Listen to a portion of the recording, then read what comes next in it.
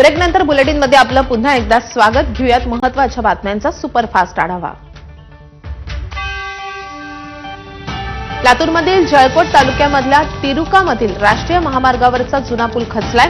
त्यामुळे गेल्या 8 दिवसांपासून उदगीर, घोणसी, तेरुका, जळकोट मार्ग वाहतुकीसाठी बंद करण्यात आलाय.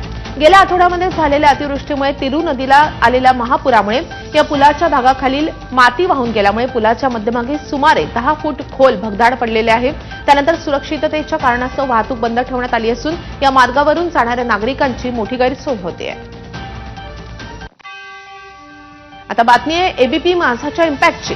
बीडच्या केजमधील पैठणा बहुला गावांना जोडणारा पूल मांजरा नदीच्या पुरामुळे वाहून गेलेला होता. गेल्या 15 दिवसांपासून या पुलावरची वाहतूक बंद होती. याबाबतची बातमी एबीपी माझानं दाखवताच पुलाची दुरुस्ती आता करण्यात आली आहे. त्यामुळे दैठणा बहुल या गावांमधली वाहतूक पुन्हा सुरू झाली आहे.